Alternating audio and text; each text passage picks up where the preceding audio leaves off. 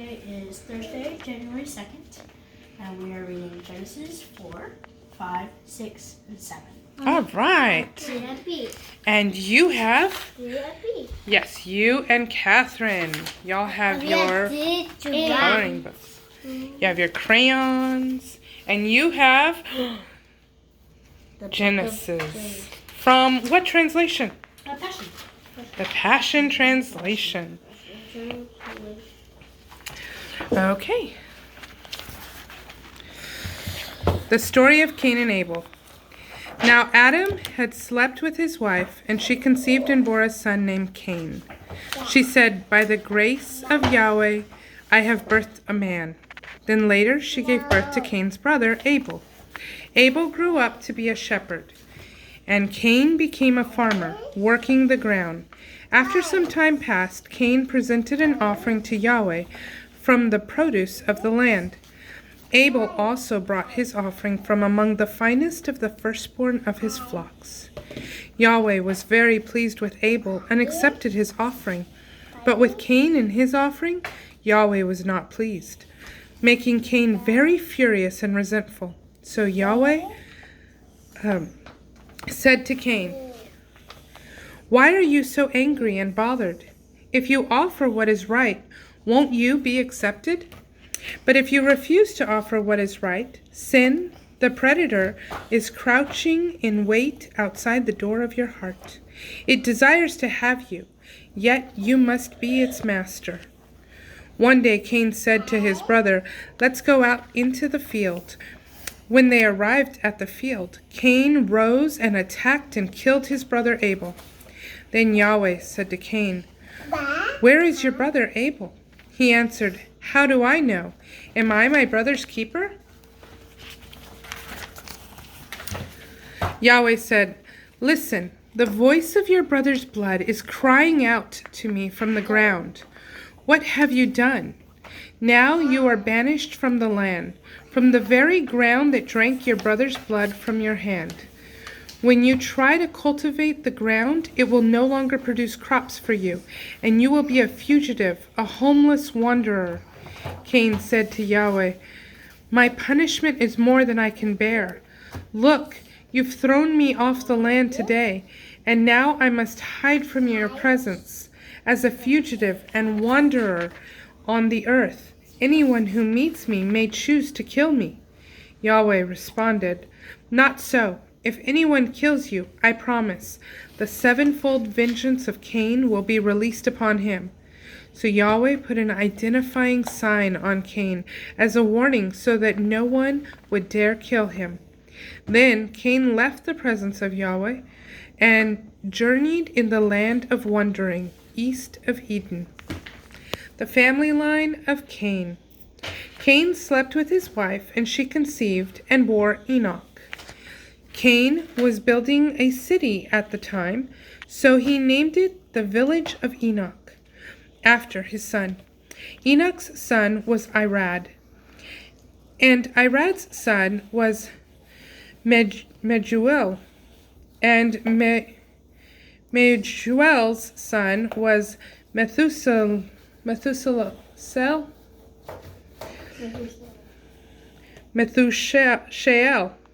And Methusael's son was Lamech. Lamech married two women, Dawn and Dusk. Dawn gave birth to Jabal, the first of those who lived in tents and raised livestock. Jabal's brother was Jubal, the first of musicians who played instruments. Dusk gave birth to Tubal-Cain, the first of blacksmiths who forged all kinds of bronze and iron tools. His sister was Naamah. Lamech boasted to his wives, "Listen to me, Dawn and Dusk. Mark my words, O wives of Lamech. I have killed a man for wounding me, and a young man for bruising me. If killing Cain costs 7 lives,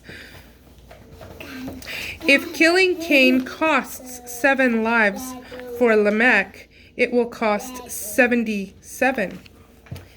Adam slept with his wife again, and she bore a son whom she named Seth, meaning appointed. For she declared, God has appointed for me another son to replace Abel, because Cain killed him. After many years, Seth had a son named Enosh. During his lifetime, people began to worship Yahweh and pray to him. Family history of Adam and Eve. Chapter 5. When God created human beings, he made them in the likeness of God and created them as male and female. After he had created them, he lovingly blessed them and named them humanity. So here is the family history of Adam and Eve. When Adam was 130, he fathered a child in his own likeness and in his own image, and he named him Seth. Adam lived an additional 800 years after Seth was born and had many other sons and daughters. The lifespan of Adam was 930 years, and then he died. When Seth was 105, he fathered Enosh. Seth lived an additional 807 years after Enosh was born, and had many other sons and daughters. The lifespan of Seth was 912 years, and then he died. When Enosh was 90, he fathered Kenan. Enosh lived an additional 815 years after Kenan was born, and had many other sons and daughters. The lifespan of Enosh was 905 years, and then he died. When Kenan was 70, he fathered Mahalalel.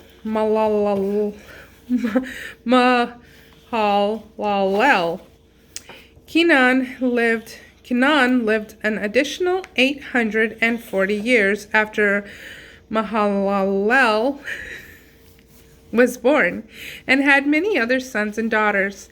The lifespan of Kenan was 910 years, and then he died. When Mahalalel was 65, he fathered Jared. Mahalalel lived an additional 830 years after Jared was born, and had many other sons and daughters.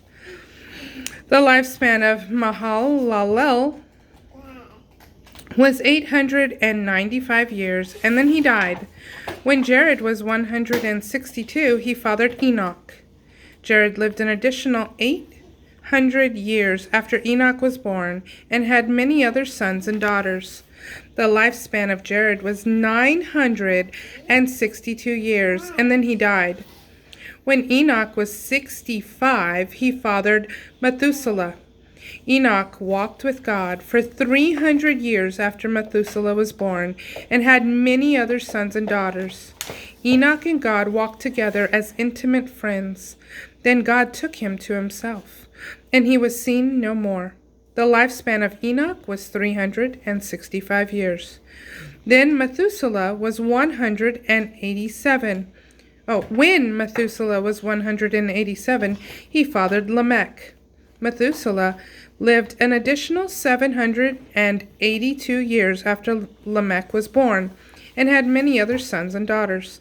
The lifespan of Methuselah was 969 years, and then he died. When Lamech was 182, he fathered a son named him Noah, saying, "He will relieve us from our hard work and painful toil, and from the ground that Yahweh cursed." Lamech lived an additional 595 years after Noah was born, and had many other sons and daughters. The lifespan of Lamech was 777 years, and then he died. After Noah had lived 500 years, he fathered Shem, Ham, and Japheth. Chapter 6. God grieves over human wickedness. When people began to populate the earth, they had many lovely daughters. Divine beings found them very appealing, so they took the women they wanted as their wives. Yahweh said, "My spirit will not strive with humanity indefinitely, for they are mortal. Their lifespan will be shortened to only 120 years. Back then and later, there were giants on the earth who were born as a result of the unholy union of heavenly beings with the human daughters. They were the mighty ones of old, warriors of renown. But Yahweh saw how extremely wicked humanity had become, for they imagined only evil. For all they thought about was doing evil all the time. And Yahweh was saddened that he had made humanity, and his heart was filled with pain. So Yahweh decided, I will do away with my ruined creation.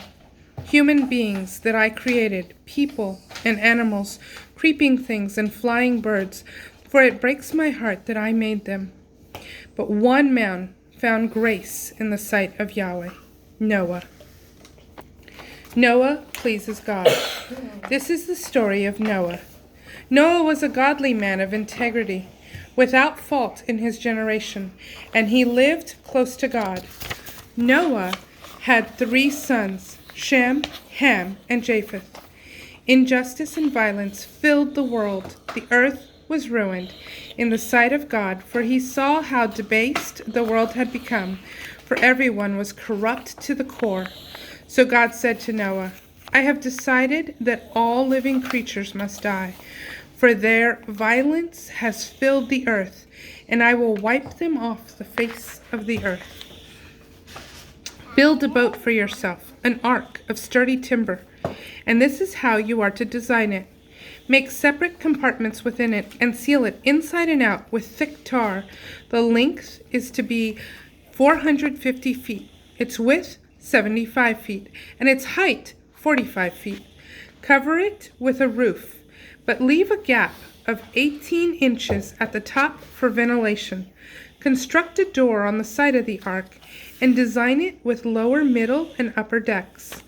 I am going to release a great flood that will destroy all life upon the earth, and every breathing thing under heaven will perish.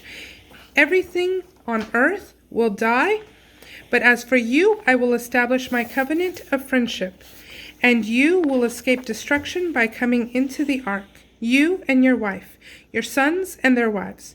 Bring with you into the ark a pair of every animal, male and female, and they will also be spared. Different kinds of birds, animals, large and small, 2 of every kind I will send to you to keep alive.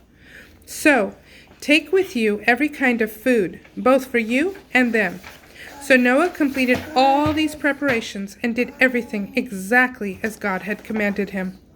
Chapter 7, the Great Flood. The day came when Yahweh said to Noah, Come into the ark, you and your entire household, for I have found you to be the only one righteous in my eyes in this generation. Take with you 7 pairs of all the clean animals, both male and female, and 1 pair of all the unclean animals, both male and female.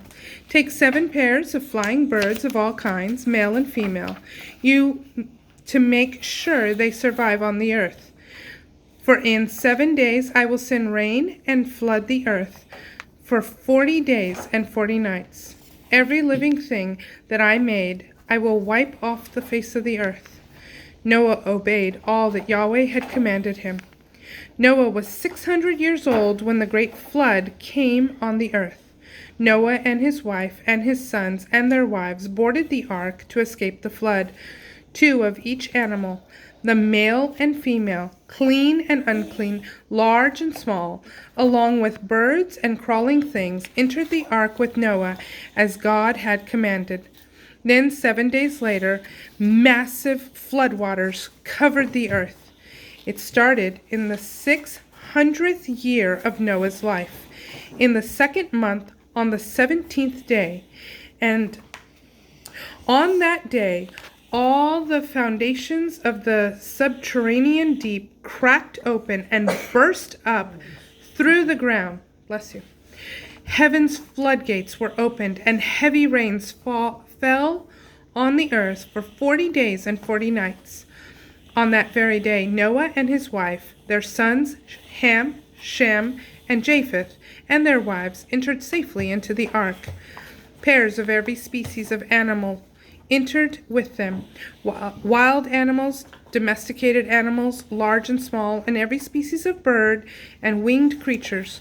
Every animal that has the breath of life came into the ark with Noah. Both male and female went inside as God had commanded Noah, and Yahweh himself shut them in. For 40 days the flood engulfed the earth. The swelling floodwaters lifted up the ark until it rose high above the ground. The raging flood completely inundated the earth, but the ark floated safely, drifting upon the surface of the water until the highest mountains were completely submerged beneath the rising waters. The waters rose over 22 feet above the highest mountains. Every living thing on the earth perished. Domesticated animals, wild animals, birds, everything that moved on the earth, and all mankind perished. Everything perished. Every animal on earth with a breath of life in its nostrils died. All life on earth was blotted out.